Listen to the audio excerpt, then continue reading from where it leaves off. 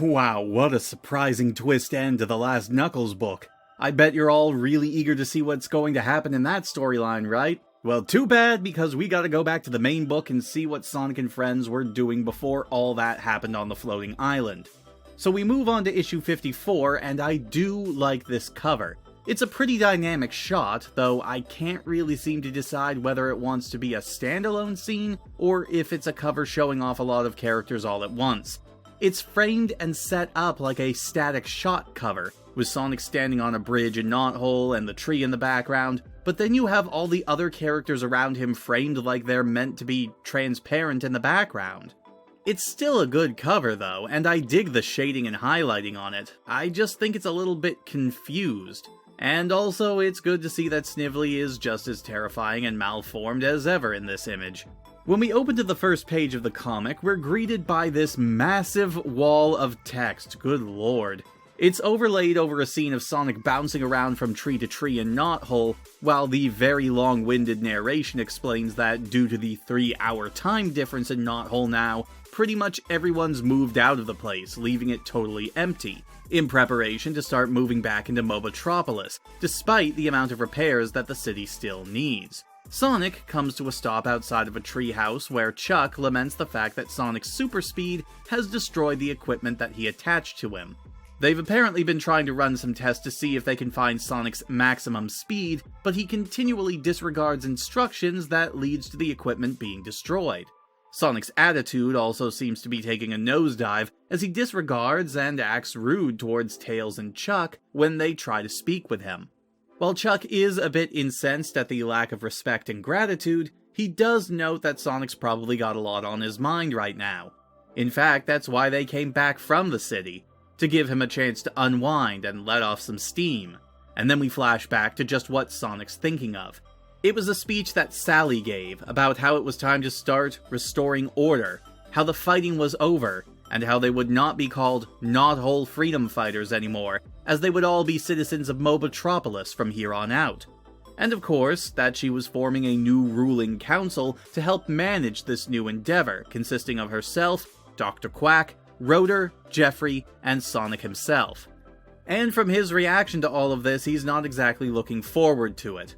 Without any real indication that we've exited the flashback, which is honestly something that threw me off the first time I read this issue, we cut over to the Devil's Gulag, where a transport ship is unloading some new prisoners, specifically the still crystallized Kodos and Uma.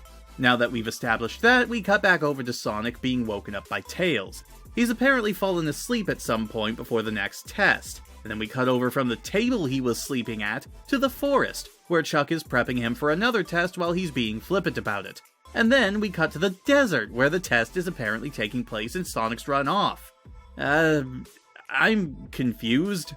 And while Sonic's running through the desert, we're once again thrust into his head for another flashback, to a conversation between Sonic, Sally, and Chuck, with Tails and Amy there too for some reason. They're discussing a plan to put before the king to allow the Robian citizens to move into the newly abandoned Knothole village and use that as their settlement until they feel comfortable enough to make an attempt at reintegration. Everyone's pretty confident that the plan will go off without a hitch, but a quick cut over to a grey, rainy scene shows that it didn't. The king rejected the proposal outright, which only serves to heighten Sonic's cynicism. And yet again, we cut over to the Devil's Gulag, where the guards are sharing the details about what happened with Kodos and Uma, and that Ixis Naugus is back as well. Snively overhears, taking in the details being shared with quite a bit of interest. Cut again back to Sonic, Chuck, and Tails running yet another test, this time by the seaside. Chuck attempts to get Sonic to focus a bit more, if only because he's tired of getting his equipment wrecked, but Sonic doesn't even respond as he takes off before being told to, right across the sea, easily running along the surface and cutting through the waves. And surprise, another flashback, this one to a few days ago, where Sonic offers to go and talk to Sally to get Rotor permission to take off for a little while to try and find his folks, which, if you will recall, were all set adrift on an ice floe, still under Robotnik's hypnotism. Sonic's pretty confident he can get Sally to listen to reason, but she's busy trying to come up with a plan that would keep the Robians safe from regular Mobian mobs that would want to tear them apart on sight. Sonic breaks into the conversation, telling her that she, of all people, should know what it feels like to want to find her parents. She counters by saying that she also knows about duty and sacrifice, and that they need Rotor's technical know-how to keep the city running.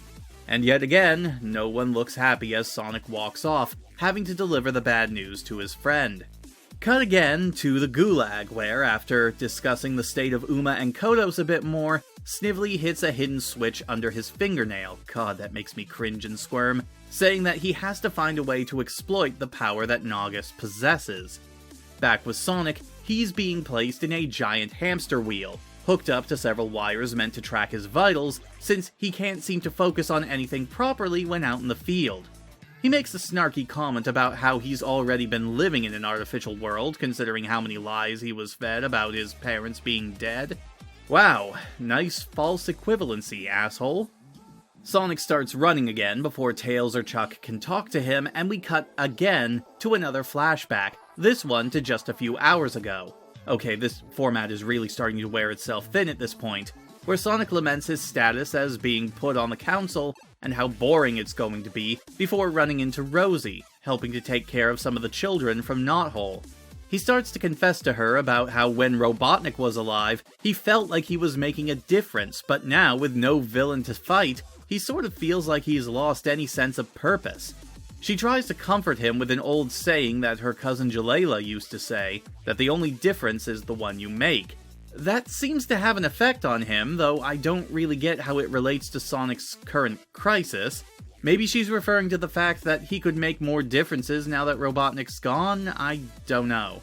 And we cut to somewhere else, near Devil's Gulag, where a nest of robotic eggs have hatched, revealing a small team of egg pawns, Snively's means of trying to find Ixis Naugus. Back with our heroes, Tails is busy chasing a dragonfly around, while Chuck finally manages to get Sonic to sit down and talk about what's bothering him.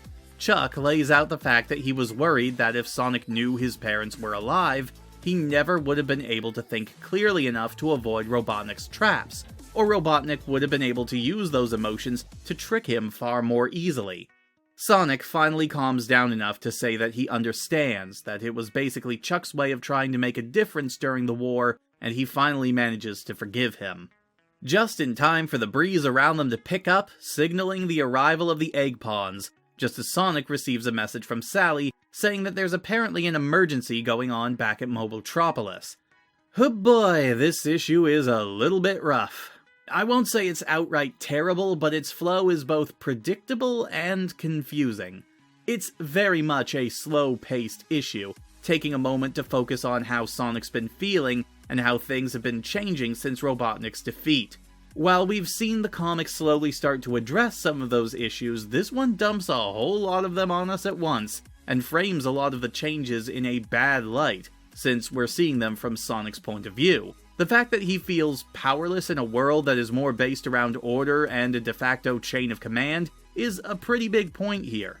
It almost seems at times like they're trying to suggest that a rift is starting to form among the more tight-knit group that we've been following up to this point, what with the fact that no one seems able to see to their own personal business so long as the city is in ruins, or how even Sally's hands are tied so long as the king doesn't want something to happen, even if it would be a good idea. But the whole thing with Sonic still being mad at Chuck could have been handled a little better. I mean, throughout the issue, they seem to be suggesting that Sonic's agitated state was more due to his feeling tied down and useless now that the new order was being established. But then the focus is changed to be more about the animosity he still has towards his uncle. Not saying that it can't be both, but considering how friendly Sonic seemed towards Chuck in his flashbacks, it does sort of feel like the writer wasn't sure which of these to address first. The reconciliation is still a sweet scene, but it took the issue in a bit of a different direction from what I was expecting. So the story itself was fine, but the way it was presented wasn't, honestly. First of all, good lord, the narration. While the character dialogue for the most part is actually pretty good, Sally's speech about restoring order is actually a pretty good indicator of how deep into her role as a leader she is now, the narration is just way too overblown, with several panels and even pages of text dedicated to flowering descriptions of the scenes we're looking at. It definitely contributes to the slower pace as well. I actually made the assumption at first that Ken had written this issue, but nope, it was Carl Ballers, who is still trying to find his voice, it seems. He's getting a bit better at writing the characters this time around, but the narration is incredibly distracting. And so are the constant scene changes. I wouldn't mind them nearly as much if transitions between them were a bit better handled. Entering into the flashbacks is easy enough to spot, as some helpful narration usually tells us what's happening, but going back to the present is never given a proper transition. The flashbacks aren't given any sort of special filter or coloration to mark them as different from the rest of the story, and snapping back to the present is so sudden that the first time it happened when I read this issue, I thought that the scene at the Devil's Gulag was taking place in the same flashback, even though Sonic wasn't there to witness it. But when you do get used to this quirk, the issue quickly becomes very predictable in its layout. Sonic does a test and generally acts like a dick, we get a flashback to something that makes everyone sad, we cut to Devil's Gulag with no indication that we're exiting the flashback, rinse and repeat 4 times until the final scene of the story. Heck, all of the Devil's Gulag scenes could have just been wrapped up together in a single scene, maybe placed at the front of the comic, ending it with the reveal of the egg pawns, and then bring it back around with the reveal of them flying over Sonic and Chuck at the end of the issue. It would have at least felt a little bit less intrusive. Not to say it would fix all the issues with the issue. There's still the lack of separation between flashback and present, and this page in particular is very egregious with a lack of continuity. Keep in mind, this is supposed to be in the present, after the first flashback. It starts with Sonic asleep at what seems to be the same table he was at during Sally's speech in the flashback. The middle panels take place in a field, continuing the conversation as though they never changed position. And the last 2 panels take place in a desert on top of a platform. I have no idea. Not sure if this was in the actual script, or this was the artist, or if there was some sort of disconnect in communication, but whatever the reason, this issue has some major issues, why do I keep doing that, with conveying just what's happening.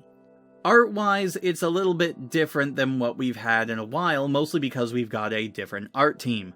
Carl Ballers was the colorist for the issue, of course, and the colors are definitely a highlight, as they're all quite well done, as is the shading.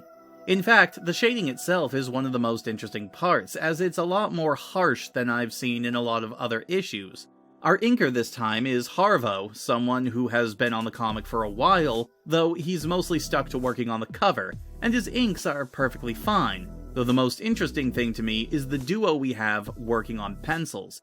Pencils are handled by Nelson Ortega and John Herbert, though Herbert apparently only penciled the Gulag scenes, though if you hadn't have told me that, I probably wouldn't have been able to tell. My eye is admittedly untrained when it comes to stuff like that, but their styles look similar enough that the scenes flow pretty seamlessly together in terms of their looks.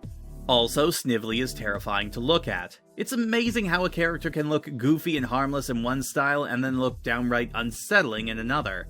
In terms of the art overall, everything looks pretty good, though some characters have pretty strange looking faces, but only in a few panels. It's a bit more exaggerated and cartoonish than some of the past issues, but not nearly as exaggerated as the earliest issues. It's a style that I think works for the comic, though there are hiccups here and there, like how Sonic's eyelids can apparently blink.